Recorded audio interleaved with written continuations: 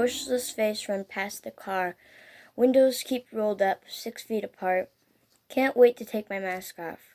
Reading books, binge watching weird shows. Time to redecorate the house. Gardening is fun with my family.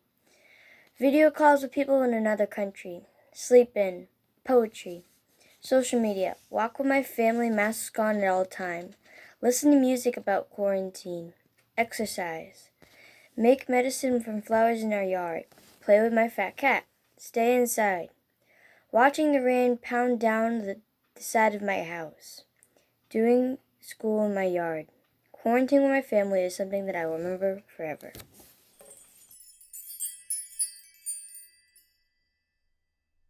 Flock mentality. Chickens spend most of their time establishing a pecking order.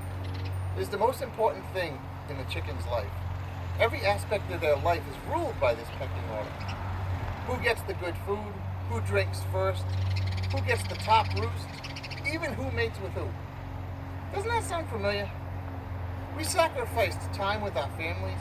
We sacrificed everything for a chance to make it big. The atmosphere we traversed was totally pugnacious. Any sign of weakness was exploited. A pat on the back would quickly be transformed into a knife. Every minute was spent trying to raise ourselves in the pecking order. This pandemic is a horrible thing. However, it has forced us, some for the first time, to take a step back, to reevaluate the situation, to see clearly the things that truly matter. We can see that in the end, our station isn't what truly matters, and neither are the number of zeros in our bank book. The obvious truth is when the smoke clears and we are through this challenging time, what will really matter isn't how far we have come up, but instead who we have helped on our journey. If we all spent our time lifting those around us, we would all reach amazing heights. Because in the end, the only thing we can take with us and the only thing of real value we leave behind is love. Thank you.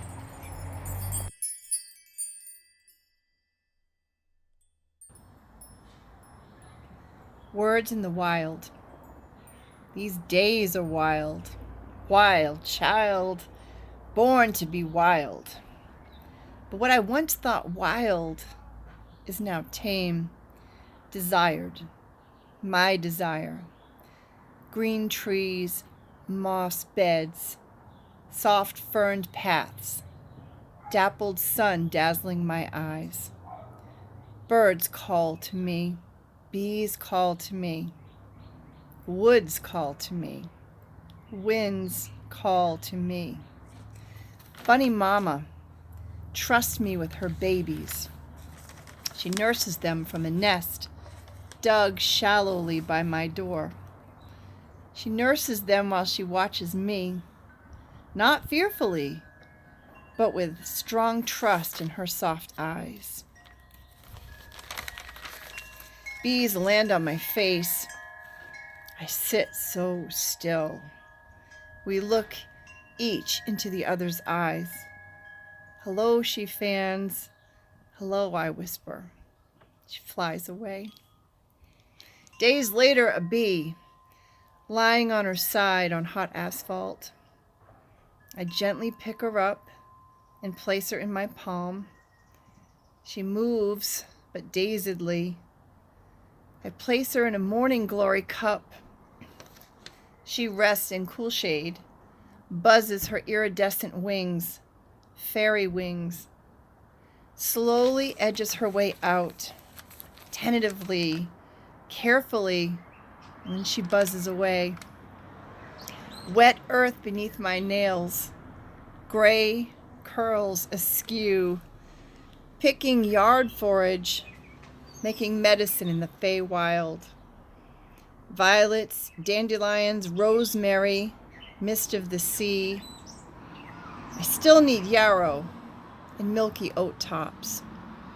Forsythia blossoms missed this year, but useful seeds to come in the fall.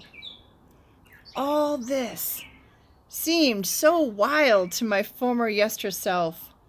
Wild, wild, born to be wild, but now Wild looks like angry faces, grabbing hands, neighbors snatching goods out from neighbors.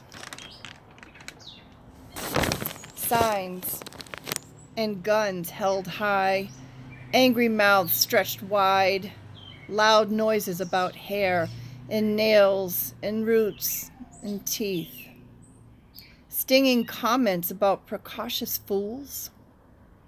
Gail's gone. She couldn't breathe. A snake bite she could not foresee. Civilized wild, urban straits, dire straits. The anger and malice of mankind in fear.